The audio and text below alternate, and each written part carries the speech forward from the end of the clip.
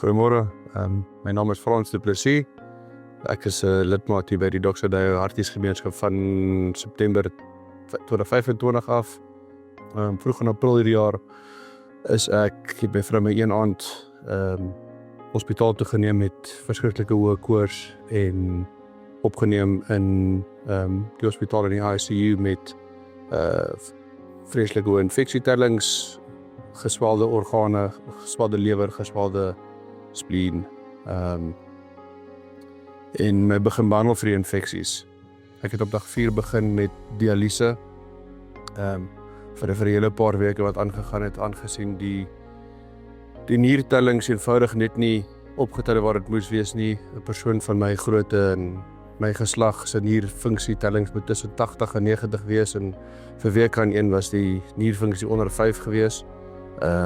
Wat geklassifiseer word as volslae nierversaking. Dialyse was 'n terrible ding. Ek het ongelooflik baie hoë bloeddruk, kopseer, siek gevoel elke keer as ek vir 4-5 uur dan op 'n keer. En dan vir die res van die dag was ek redelik uitgewis gewees van 'n funksionaliteit oogpunt af. Eventueel na omtrent 4 weke is ek ontslaan in die hospitaal uit en ek is huis toe gestuur, en ek onthou toe ek by die huis was in die aande, het ek reg opgesit in die bed. Omdat ek die masjiene het aan my wat alarms kan afgaan as ek op 'n asemhaal of organe nie meer doen wat hulle moet doen en hart nie meer klop soos hy moet nie, so ek het letterlik reg opgesit in die bed. Sodat ek nie in die slaap raak nie, uit vrees van dat ek nie sal wakker word nie. En die eerste Sondag nadat ons slaap is, het ek kerk toe gekom en gedurende my tydperk in die hospitaal, ek is my mense natuur, het ek heel wat podcast in dienste geluister oor genesing, oor met geloof en genesing, oor hoe God eintlik die beste vir 'n mens wil hê. Tydens die kerkdiens het ek eintlik onbeheerbaar gehuil heeltyd. Ek het die teenwoordigheid vir die Heilige Gees was baie oorweldigend geweest met die dag. Na die diens het ek in die gebedshoekie gaan sit vir die universiteitshoekie, en Kobus het my kom uitvra oor wat aangaan en hoe dinge gaan en weet wat die stand van sake is. Die hele situasie gepraat, en hy het vir my gebid, en al wat ek kon onthou is dat ek aan die einde van die gebed hardop gesê het, wat is op my hart geneem om te sê, ek glo ek het ontvang. Ek het die volgende dag, die maandag, het ek weer gegaan vir dialyse, en toevallig tydens hierdie sessie het eers my bloeddruk geensins opgegaan nie. My bloeddruk was onder beheer gewees. Ek het gewoonlik onder 3 of 4 komberse moes lê van die koue en die bewerasies wat ek nie nodig gehad het nie. Dialyse het 'n mens so 'n filterpompie wat langs 'n mens wat aan die masjien gekoppel is, wat letterlik jou bloed filter, en die filter het so vol en geklot geword dat daai filter moes verander, en ek het net geweet dis genesing wat in my lyf gebeur op daai oomblik. Gewoonlik tydens die dialyse het hulle bloedtoetse geneem, maar hulle het hierdie spesifieke maandag nie bloedtoetse geneem nie. En die kroniese pasiënte se bloedtoetse word almal op die Woensdag geneem. So die volgende sessie wat die Woensdag was, het ek ingegaan, ek het die bloedtoetse geneem, en na weke van 'n nierfunksietelling van wat gewissel het tussen 4 en 6 en 7, was my nierfunksie opgewees na 32 toe. Die suster het dadelik die dokter gebel. Die dokter het uitgekom gesê ons kan die dialyse stop, en dat sy glo dat dit die einde van die sake is en dat ek nie meer die dialyse nodig het nie. Dis half onwerklik om dit net so te aanvaar. Ons het ooreengekom dat die volgende maandag ek weer sou ingaan om weer bloedtoetse te doen, om te kyk of 'n verdere verbetering was. Dis toevallig die Sondag voor daai maandag wat ek by die kerk op die verhoog my getuienis ook afgelewer het, en weer eens daar afgeleer dat ek glo ek is genees, dat ons die pype en die poort alles daai maandag sou uithaal, wat toe die geval was aan die einde van die dag. En dis 'n absoluut ongelooflike storie van 'n hopelose geval waar ek letterlik nie kon myself indink om aan te hou lewe na weke van dialyse, en hoe met dit mens laat voel het, en die kwaliteit van 'n lewe wat ek sou gelei het na volle genesing. Ek sal vir ewig dankbaar wees vir wat die Here vir my gedoen het en aanvaar dat 'n mens tot alles in staat is deur hom wat jy krag gee. Dit gaan baie moeilik wees. Maar goeiemôre en baie welkom van my af by so 'n wonderlike slippersragge diens vandag, nê? Nee. Net vir julle wys hoe lyk my slippers. Maar kyk hier, oupa. Wat staan daar? The greatest granddad ever. En ek moet vir jou sê, ek en Louise was bykans laat vanoggend, want my kleinkind wou my nie los nie. En ag, is so lekker om vir die eerste keer oupa te wees. Ja, so ons is in die laaste week van ons reeks in die middel, en so het elke week vir jou 'n storie van mense gedeel, stories van mense gedeel, wat hulle self in die middel van 'n persoonlike lewenskrisis bevind het, soos Frans. En wanneer jy daarna geluister het, dan het jy agtergekom, dis maar gewone mense. Mense wat Jesus volg, en elkeen se pad was verskillend, maar nie maklik nie. Vir elkeen was dit devastated geweest. En ons het in hierdie reeks stilgestaan by Paulus se briewe. En hoekom staan ons stil by die woord? Want luister net wat skryf Paulus in Romeine 15 vers 4. Hoekom ons gaan stil staan by sy lewe en die goed wat hy geskryf het. Hy sê dit is belangrik om die Bybel te lees, en ek wil net weer herinner hoe belangrik dit is. Hy sê, want alles wat vroeër in die skrif opgeteken is tog opgeteken om ons te leer, sodat ons deur die standvastigheid en bemoediging wat die skrif ons gee, volle hoop kan hê. En dis my gebed vir oggend ook, dat wanneer jy die woord hoor, wanneer ek die Bybel vir jou lees en gedeeltes uithaal uit Paulus se briewe, dat jy hoop sal kry vir oggend. Nie net hoop nie, maar dat jy bemagtig sal word, sodat jy met geloof en vertroue kan leef. Baie dankie. En Paulus het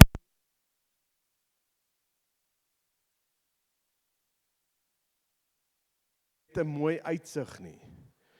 Of terwyl hy in 'n restaurant koffie gesit en drink het en gefilosofeer het oor teologie nie.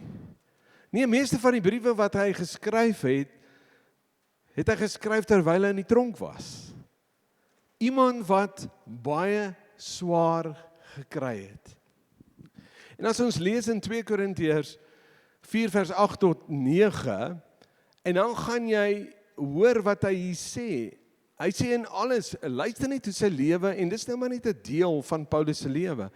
Hy sê in alles word ek word verdruk. Ek is raadop, ek word vervolg. En ek word op die grond neergegooi. Iemand met wie ons maklik kan vereenselwig.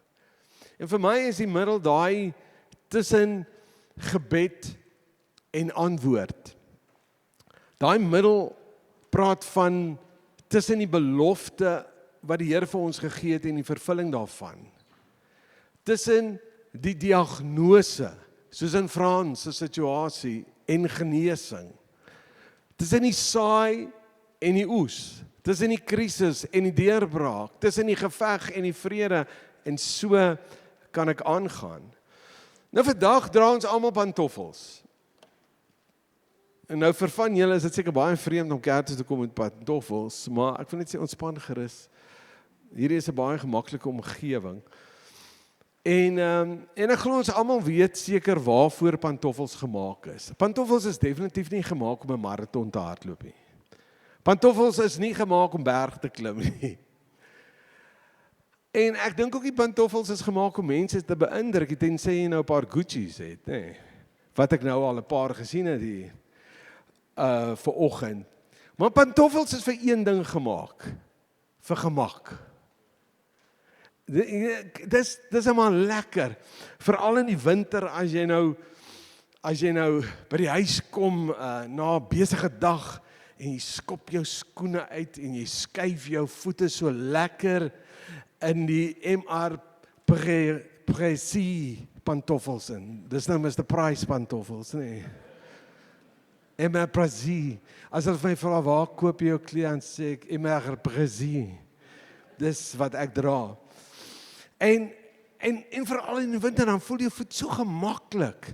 En is net wonderbaarlik hoe jou liggaam ewe skielik net begin ontspan. As jy hierdie pantoffels aantrek. Jy dink nie daaroor nie. Jy dink nie eens aan nie. Jy trek dit net eenvoudig aan, omdat jy uit ervaring geleer het. Hulle is vir jou gemak, hulle bring vir jou gemak. So meneer en mevrou, as jy nog nie pantoffels aangeskaf het, skaf dit vir jou aan. Dit is rarig, jy gaan sien die belewenis daarvan, die impak op jou hele menswees. Jou huis gaan sommer baie gelukkiger wees ook. Maar ek glo die Here met dit in gedagte. Glo ek dat die Here vandag ons uitnooi om met dieselfde sekerheid hom te vertrou met ons lewe. Met daai selfde sekerheid. Want jy plaas mens nou met jou gevolle gewig, plaas ek hier my voete in hierdie pantoffels. My volle gewig. En ek glo net so, wil hy hê dat ons met die gevolle gewig van ons lewe hom vertrou. Dat ons gewig van ons lewe op hom sal plaas, en net soos ons die gevolle gewig van ons voete op 'n paar betroubare pantoffels plaas. Ek dink dis wat die Here ons daag vandag. Nou een ding wat Paulus deur al sy uitdagings gedra het, was dalk nou nie Mr. Price pantoffels nie, maar verseker geloof. Verseker geloof. Hy het die volle gewig van sy lewe op God geplaas, met die wete, met die oortuiging dat God hom deur alles sou dra waardeur hy gaan. Hy het geen twyfel gehad nie. Hy het 'n geloof gehad wat werk wanneer die lewe nie vir hom gewerk het nie. En daarom skryf hy in 2 Korintiërs 5 vers 7, want ons wandel, ons loop deur geloof en nie deur aanskouing nie. Met ander woorde, ons loop met geloof, nie deur dit wat ons sien nie. Hy sê ons hardloop nie deur geloof nie, ons spring nie deur geloof nie, hy sê ons loop. Dit is 'n wandel. Ons neem nie so nou en dan 'n tree van geloof nie. Hy sê dis ons lewenswandel as kinders van die Here. Hy sê ons moet die manier hoe ons leef, moet ons geloof maak. Maak geloof die manier waarop jy elke dag loop. Jy sien, en daarom moet ons kies elke dag om volgens een van 2 paradigmas te leef. Ek kan kies elke dag of ek leef net wat ek sien, wat ek fisies met my oë sien, of leef ek volgens dit wat ek glo die woord sê. Volgens wat leef ek? Jy sien, en Paulus se sekerheid was nie gegrond op wat hy kon sien nie. Paulus se sekerheid in die lewe was gegrond op die een in wie hy sy geloof geplaas het. En dit was Jesus Christus. En daarom skryf hy dan in dieselfde 2 Korintiërs 4 vers 8 tot 9, jy kan nou sien, ek het alles uitgehaal in die voorste gedeelte, waardeur hy is. Maar kyk nou, hoe werk sy geloof? Hy sê, in alles word ek verdruk, ek sien nie verdrukking, maar omdat ek in die geloof wandel, is ek nie neergedruk nie. Jy hoor die verskil? Hoor julle die verskil? Ek gaan 'n bietjie harder praat. Ek is raadop, hier kom die verskil, maar nie radeloos nie. Hy sê nee, ek leef nie volgens wat ek sien nie, ek leef volgens wat ek glo. Radeloos is 'n werklikheid. Hy sê, ek word vervolg, maar nie verlate nie. Ek sien iets anderste. Hy sê, ek word neergegooi op plekke waar hulle my wil doodmaak, maar ek word nie vernietig nie. Die verskil om te sien, fisies te sien, of na ons omstandighede in geloof te kyk.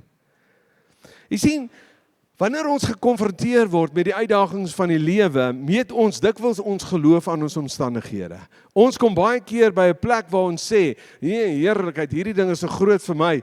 My geloof is nie genoeg om hierdie ding te hanteer nie. Maar ons vergeet wat die woord van die Here sê in die eind, selfe Paulus het in Romeine 12 vers 3 gegee. Elkeen van ons het 'n mate van geloof ontvang van God. Want hoe kon jy anders te ja sê vir Jesus die dag toe jy hom aangeneem het? Amen. So jy kan nie sê jy het nie 'n mate van geloof ontvang nie. Die belangrikste is dat die saad van geloof wat jy ontvang het moet nou groei. En ons weet hoe groei geloof. Geloof kom deur die woord, deur die gehoor. En die gehoor kom deur die woord van God soos vanoggend. En ek bid, mag jou geloof groei vanoggend ook. Daai saadjie wat in jou is, waar jy voel jy het geen geloof vir die ding waar jy nou in betrokke is. Jy staan met jou rug teen die muur. Jy het geen geloof of jy ooit deur hierdie ding gaan kom nie. Mag jy, terwyl jy nou die woord vanoggend hoor, mag daai saad van geloof groei in jou binneste. In die naam van Jesus. Jy sien nie, die Griekse woord vir geloof beteken letterlik, ek sit my gewig, ek sit my vertroue, my oortuiging, ek maak staat om iemand. Ek vertrou iemand volkome met my hele wese. En Paulus geloof was gebou op 'n onveranderlike waarheid. 'n Onveranderlike waarheid. En dit is op die afgehandelde werk van Jesus Christus. Op Jesus Christus se afgehandelde werk aan die kruis. En daarom, as jy met geloof wandel, sê Paulus, ek benader dan elke situasie vanuit Christus se waarheid. En nie vanuit 'n laer stem van my omstandighede wat my wil manipuleer nie, wat probeer bepaal hoe ek moet dink, hoe moet voel en moet leef nie. Sien, dit verander ons verwagting van ons omstandighede en ook hoe ons op die uitdagings van die lewe moet reageer. Jy sien, wat ons sien sê, daar is nie genoeg geld nie, maar geloof sê, God is my voorsiener. Wat ons sien, die dokter sê dit en dit, maar my geloof sê, God het die finale sê. Amen. Wat ons sien, niks verander nie, maar geloof sê, God is steeds aan die werk, al sien jy nog nie die deurbraak nie.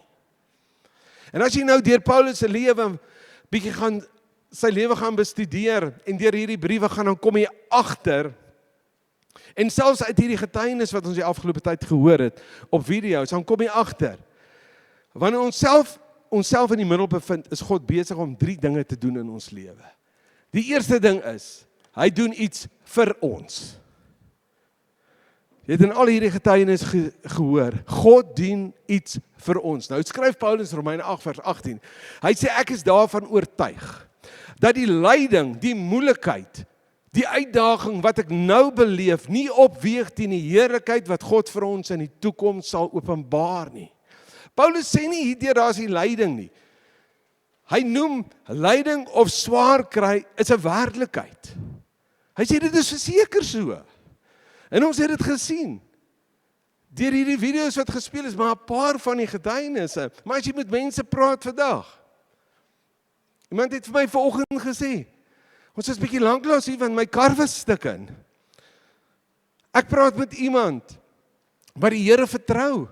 Mense wat geld uit sy bank gesteel het, en so kan ek aangaan as ek so deur die ry en loop en vra, hoe gaan dit met elkeen? Nou kom Paulus en hy sê, lyding is 'n werklikheid. Hy sê, maar wat hy sê, alhoewel dit 'n werklikheid is 'n tydelik. Hy sê, jou middeloomblik, daai ding wat jy deurgaan, dit is 'n hoofstuk, maar nie die hele verhaal van jou lewe nie. En dis wat jy moet glo vanoggend. Dis deel van jou reis as kind van die Here, maar dis nie die einde van die pad nie. Amen. Is om byvoorbeeld, ek ry nou van Hartbeespoort af Kaapstad toe. Ek ry deur 'n dorpie, daar's baie potholes, of 'n dorpie wat baie koud is, of dit lyk baie stofferig. Nou trek ek nie af en sê, wel, ek moet nou maar hier bly. Nee, daar's nie 'n manier dat ek kan gaan bly nie. Ek ry aan, want ek weet, hierdie is net 'n plekkie. Hierdie stofferige dorpie met al sy potholes is net 'n plek waardeur ek moet gaan om by Kaapstad uit te kom. Amen. 'n teleurstelling is net 'n plek. 'n hartseer is net 'n plek. 'n siekte is net 'n plek. Finansiële swaar kry is net 'n plek. Eensaamheid is net 'n plek. Maar vir ons as kinders van die Here is geen van hierdie plekke ons eindbestemming nie. Amen. Geen, dis wat Paulus sê, dis nie ons eindbestemming nie. En die wonderlik van God is, hy staan nie en kyk vir ons wanneer ons swaar kry nie.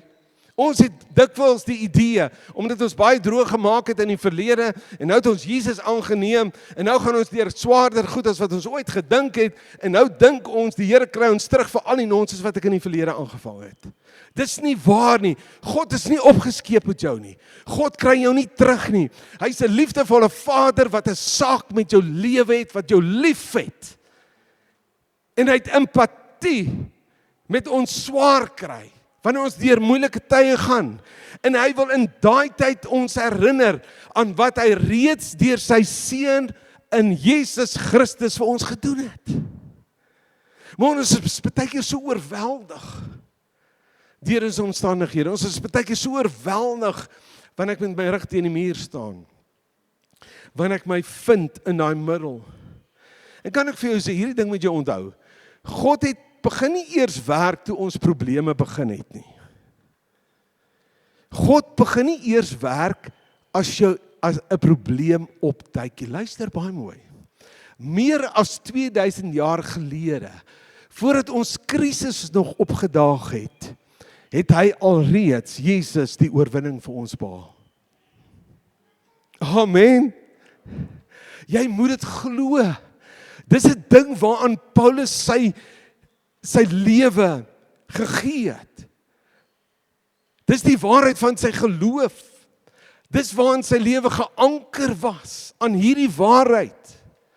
Meer as 2000 jaar gelede, voordat jou krisis nog 'n krisis geword het, het Jesus alreeds die oorwinning vir ons behaal. Maar ons probleem is ons geloof. Dis ons probleem. Paulus sê, jy kan nie stap deur wat jy sien nie, maar jy moet stap in geloof. En geloof is om te aanvaar dit wat toe Jesus aan die kruis sterf, en hy noem daai woorde, tetelestai, en dit is volbring, was alles in daai oomblik ingesluit waardeur jy vandag gaan. Alles. Elke sonde, elke skuld, elke spyt, elke pyn, elke siekte, elke krisis, elke verslawing waarmee jy sou worstel in 2026, elke middeloomblik het hy op hom geneem, die oorwinning was alreeds behaal. Ons het daarvan gesing vanoggend. Amen. Ek dink as ek nou jy was, het ek opgespring en die Here 'n lofoffer gebring. Hoor jy wat ek vir jou sê vanoggend? Amen. Dis net mind-boggling. Dit gaan baie keer oor my verstand. Dat hy alreeds 2000 jaar reeds vir my voorsien het. Vir my middeloomblik in 2026. Alreeds. Jy sien, baie mense vertrou vir hulle redding, maar hulle sukkel om dieselfde geloof toe te pas wanneer hulle self in die middel van 'n krisis bevind. Ek het daar neergeskryf, geen krisis, ons krisis kan nooit kanselleer wat Jesus alreeds aan die kruis volbring het nie. Jou kanker is nie te groot vir dit wat Jesus aan die kruis gedoen het nie. Jou huweliksuitdaging is nie te groot vir dit waarvoor Jesus al gesterf het nie. Jou bankrotskap is nie te groot vir hom nie. Jou verslawing is nie te intens vir dit wat Jesus al reeds gedoen het. Amen. Ek voel nou kan ons hom net 'n lofoffer gee. Genade, Here. Ons moes nou eintlik weer op hierdie verhoog gespring het en die Here begin loof het. En hy favourite liedjie van my gesing het, Halleluja. Dis wat ons nou moes doen het. En ek wil jou weer herinner aan hierdie waarheid vandag. Daarom veg ons nie vir oorwinning nie. Ons leef en veg vanuit oorwinning. Amen. Dit is die waarheid van die woord, mense. Ons benader elke storm uit elke uitdaging en elke middelseisoen vanuit 'n perspektief dat Christus reeds finaal die oorwinning behaal het. Jy sien, die kruis verander ons vertrekpunt. Ons begin nie by vrees nie, ons begin by geloof. Ons begin nie by nederlaag nie, ons begin by Christus se oorwinning.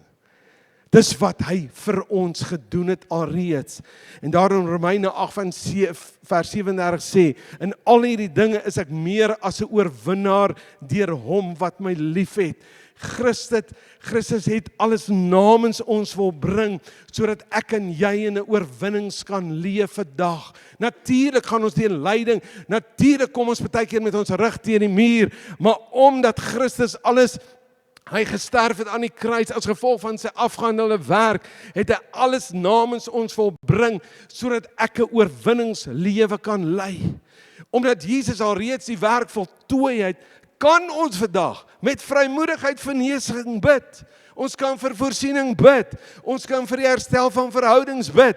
Ons kan vir redding bid. Ons kan vir vrymaking bid. Amen.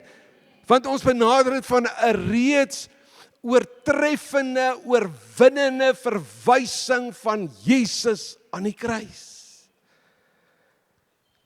So hy doen iets vir ons. En hy het dit al reeds gedoen in Christus vir ons. Tweede ding wat hy met ons doen, terwyl ons in die middel staan, wanneer ons onsself in die middel bevind, doen God ook iets in ons. Luister wat skryf Paulus in 2 Korintiërs 4 vers 16. Hy sê ons word nie moedeloos nie, al vergaan ons uiterlik, word ons innerlik dag vir dag vernuwe. Dink vir 'n oomblik aan hierdie woorde. Paulus sê nie sy liggaam word sterker nie. Paulus sê ook nie deur sy probleme word minder nie. Hy sê nie sy vervolging hou op nie. Hy sê maar terwyl ek in hierdie middel is, terwyl ek in hierdie krisis is, terwyl ek in hierdie omstandighede is, word ek elke dag innerlik vernuwe. Hoekom? Want ek stap in geloof. Ek leef van die oortuiging van die waarheid wat Jesus alreeds vir my gedoen het aan die kruis. Hy sê ek word elke dag vernuwe hier binne. Terwyl my wêreld om my uitmekaar uitval, is God besig om iets binne in my te bou, om my te bekragtig. En onthou nou, ons as volgelinge van Jesus het nog die Heilige Gees in ons wat gekom het as helper en wat ons bekragtig. En Paulus uitdagings het nie dadelik verdwyn nie. Hy het gesukkel met 'n doring in sy vlees. Daar's baie goed wat hy mee lank gesukkel het. Maar hy het geleer om op God se genade te vertrou eerder as op sy eie krag. Jy sien, en dit is wat God in ons doen. Terwyl ek en jy met ons rug teen die muur staan, terwyl ek en jy in die middel van 'n krisis is, terwyl ons onsself in die middel van 'n storm vind, en die Heilige Gees werk daagliks, soos ons hom toelaat, werk hy ons. En hy sê dag vir dag kom vernuwe hy ons. Hy leer ons om God meer te vertrou, om gehoorsaam te wees, om meer lief te hê, om meer soos Jesus te word. Jy sien, God wil partykeer eers die storms in ons harte kom stil maak, voordat hy die storm om ons kom stil maak. Partykeer wil hy eers in ons werk. Hy wil goed in ons lewe doen. Hy maak ons sterk, sodat ons uiteindelik deur hierdie krisis kan kom, en eintlik 'n getuienis kan word van God se grootheid en sy krag. Ek dink baie keer leer ons die beste of leer ons God die beste ken, wanneer ons niks anders het om aan vas te hou nie. Niks anders nie. Ek het baie mense al gehoor sê, ek sou nooit God op hierdie manier leer ken het, of ek sou nooit God leer dien het, as ek nie deur hierdie moeilike tyd gegaan het in my lewe nie. Jy sien, maar God verander meer as net ons omstandighede. Dikwels, wanneer ons bevind in daai middeloomblik, in daai krisis, in daai storm, dan is hy besig om ons trots in nederigheid te verander. Want ons kan baie keer so onafhanklik word. In daai middeloomblik is hy besig in ons om ons vrees te verander in geloof. En baie keer werk hy met ons sodat hy ons ongeduld in volharding verander. Om ons selfvertroue in afhanklikheid van hom te verander. Dan 'n laaste ding wat God doen, wanneer ons onsself in die middel vind, God doen dan iets ook deur ons. So God werk vir ons, deur vir ons 'n ewige hoop te gee. Hy gee vir ons 'n deurbraak as gevolg van die afgehandelde werk van Jesus, maar hy werk ook in ons, deur ons karakter al hoe meer soos Christus te vorm. Maar dan hou hy nie op nie. Hy kom doen ook iets deur ons. Paulus het ontsettend baie gelei. Ek sê elke dag, dankie vir die Here dat ek die Paulus was nie. Hy het 'n verskriklike lydings gehad. Maar die wonder van Paulus, nog steeds vandag, bemoedig sy getuienis gelowiges reg oor die wêreld. Selfs tot hier in die noorde van ons land, hier in Hartbeespoort. En een ding, ek het dit al voorheen gesê, God mors nooit ons pyn nie. Nooit. Wanneer jy jou seer kry in God se hande plaas, kan hy dit gebruik om genade aan ander mense te bewys. Die krisis waar jy vandag dalk deurgaan, kan môre iemand anders se deurbraak word. As jy 'n storie vertel. En die seëninge wat hy in ons lewens uitstort, was nooit bedoel vir onsself nie, maar altyd om met ander te deel. Jy sien, die beproewing waardeur jy vandag gaan, kan môre die verhaal wees van iemand anders, wat iemand anders na Jesus toe lei. Ek het nou al agtergekom, baie min mense word selde geraak deur iemand wat 'n volmaakte lewe lei. Maar wanneer jy stories hoor van iemand wat swaar gekry het, en deur moeilike tye is, en nog steeds kan sê, Jesus is genoeg. Wanneer mense sien hoe iemand deur verliese en uitdagings, teleurstellings of mislukkings gaan, maar steeds nog op die Here vertrou, is dan wanneer mense regtig die evangelie in aksie sien. Daarom skryf Paulus hier in 2 Korintiërs 1 vers 4. Hy sê in elke moeilikheid bemoedig hy ons. Dis wat God vir ons doen. En hy sê daarom, terwyl hy ons bemoedig, gebeur daar iets in ons. Dis iets wat hy in ons doen. Hy sê, maar dan kan ons nou as gevolg wat hy in ons doen, kan ons ook nou ander bemoedig wat in allerlei moeilikhede verkeer. Daarom is dit so belangrik dat jy deel van 'n gemeenskap van gelowiges sal wees. So belangrik dat jy deel hiervan sal wees op 'n Sondag, dat jy in 'n groep selgroep inskakel, want dis daar waar ons mekaar bemoedig. In Romeine 8 vers 28 in die boodskap. Ons kan nou van een saak seker wees. God gebruik elke ding wat in ons lewe gebeur. En hier sê hy nie net, hier bedoel hy nie net die mooi goed nie. Hy sê but the good, the bad and the ugly. Dis wat hy gebruik om sy doel te bereik. Vir ons wat vir God liefhet, werk alles tot ons beswil uit. Ek wil afsluit met die volgende storie.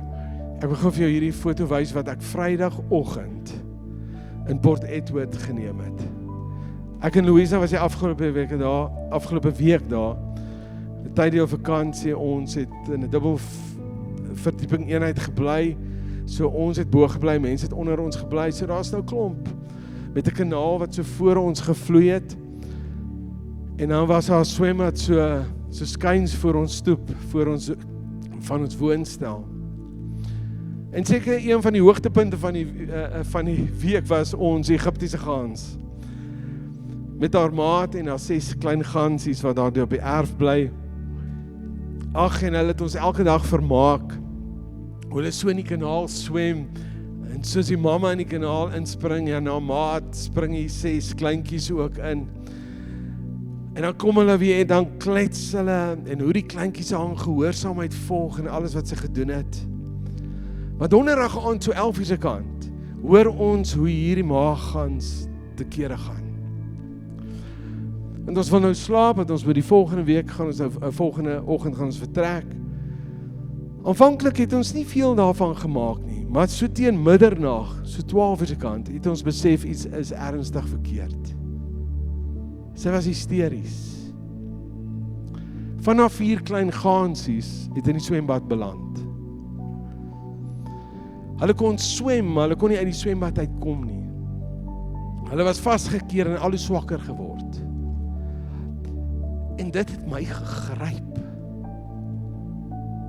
Asof sy geroep het, kom help my. My kinders gaan verdrink. Natuurlik het ek en Louisa die storms daar afgestorm met ons pantoffels en ons pyjamas. En die mense wat onder gebly het met ons storm en hoor wat daar aangaan, het hulle ook uitgestorm en spite van die reën kon ons die klein gansies uit die swembad uithaal. En een van die kleintjies was heeltemal uitgeput gewees. Hy het net daar gelê en skaars beweeg, toe sê ek, ag nee man. En die vrou wat onder gebly het hom toe 'n handdoek toegedraai en warm woonstel toegeneem, totdat hy weer kon herstel, en ons is toe almal terug na ons woonstelle toe, en weer gaan inkruip. Maar teen 2:00 die oggend, hoor ons weer hierdie ma. En sy kom roep. En hierdie keer staan sy voor die woonstel waar haar kind is. En ons het geweet wat sy sê. Ek kom haal my kind, gee asseblief my kind. En mense het die deur oopgemaak, en hierdie kleintjie is met sy familie herenig. En die volgende oggend 7, en dis toe ek hierdie foto neem, staan die hele gans gesin daar voor die woonstelle. En asof sy het so vir 'n oomblik opgekyk, want ek het haar nou gehoor. En of dit nou my verbeelding was, dis so amper asof ek beleef het, sy sê dankie. En ek kon nie anders doen nie, ek moes 'n foto neem. En sy draai om, sy na ou maatjie en die 6 kindertjies. En sy lei hulle toe verder veilig, daar op die gras en tussen die bome. En onmiddellik vat die Heilige Gees my na Psalm 91 vers 4 toe. In daai oomblik. Dawid sê die Here sal jou beskerm soos 'n hen haar kuikens onder haar vlerke beskerm. Hy bly dieselfde. Hy sal vir jou wees soos 'n skild, soos 'n sterk muur om 'n stad. Jy sien, daai gansmamma het alles in haar vermoë gedoen om haar kleintjies te beskerm. En ek wil vir jou vanoggend sê, hoeveel te meer nie ons hemelse Vader, wat sy eie seun vir ons gegee het, om vir ons te sterf. Hoekom sal hy dit vir jou en my doen nie? Daar's tye wanneer ons onsself vasgevang voel in die swembad van die lewe. En dit voel, ons probeer uitkom, ons kry dit reg gee, dit voel, ons raak moeg, ons raak moedeloos, het voel of ons besig is om te sink. Maar een ding moet jy hoor vanoggend, ons Vader hou nooit sy oog van ons al weg nie. Nooit. Jy's te kosbaar vir hom. Sy oog is die hele tyd op hom. Het maak nie saak waartoe jy gaan nie, en hoe lank het partykeer wat jy daar soeg en sweet daar in die swembad, hy hoor jou noodkreet, soos hy daai mamma gaan se noodkreet gehoor het, hoor hy jou noodkreet. En hy het alreeds hulp gestuur in sy seun Jesus Christus. En Vrydag, Donderdag nag en Vrydagoggend moes die Here my net weer herinner van hierdie waarheid in terme van hoe hy oor ons voel wanneer ons in die middel van die swembad beland. Ons pantoffels vanoggend herinner ons dat ons maar elkeen op pad is. Ons almal is op 'n reis. Sommige van ons stap deur 'n seisoen van vreugde. Dit gaan goed. Party van julle stap 'n seisoen van onsekerheid, hartseer, siekte, teleurstelling of pyn. Ek weet nie waar jy is nie. Maar ek ervaar nie, daar is ook hier mense wat opgehou loop het. Jy het opgehou stap. Want teleurstelling het jou gestop. Jy het opgehou stap om te glo. Een ding wat Paulus gesê het, wat hom die heeltyd deurgedra het, wat hom deur sy middels gevat het en deur sy omstandighede en hom uit daai swembad van sy lewe uitgebring het, was die feit dat hy aangehou loop het in geloof. En dalk het jy opgehou stap want jy's teleurgestel. Vrees het jou gestop. 'n Finansiële krisis het jou gestop. 'n Gebroke verhouding het jou gestop om te glo. Ek ervaar die Heilige Gees so vanoggend. Jy hoef nie alles te weet nie. Die Heilige Gees vra eenvoudig vanoggend. Moenie stop nie. Stap saam met my. Neem die volgende stap. Ek het gekom om jou te help. Ek sien Parakletus wat langs jou kom stap. Nie volgende jaar nie volgende maand nie, maar vandag. Kies om weer te vertrou. Kies om nie te fokus wat jy sien nie, maar kies om my te vertrou. Net voordat ons nagmaal gaan neem, wil ek vra om saam met my te staan. Jy saam met my te staan en dan bid ek vir ons. Jy weet waar jy is. Dalk het jy jou fokus weggeneem. Dalk het jy opgehou stap in geloof. Dit is net te oorweldigend vir jou waar jy is.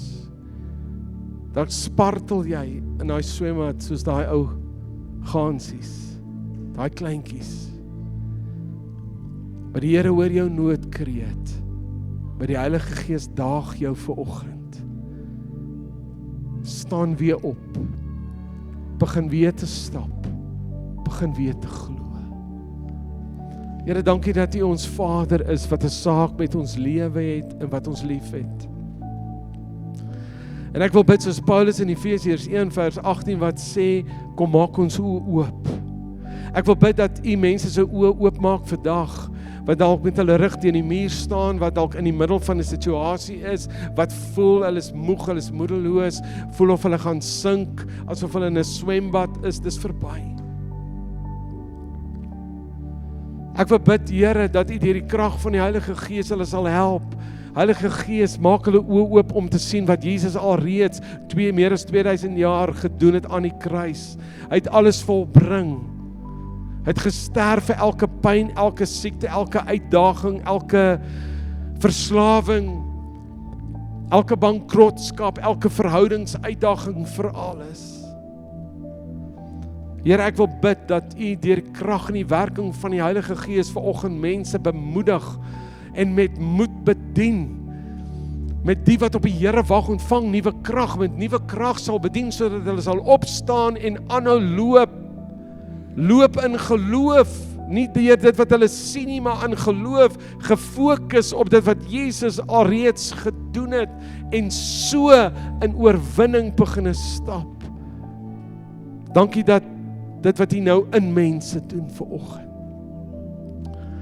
Here, dankie dat vernuwing bring in mense se lewens, sodat U ook deur ons kan werk om instrument in die hand te kan wees, sodat mense ook oorwinning in hulle lewe kan beleef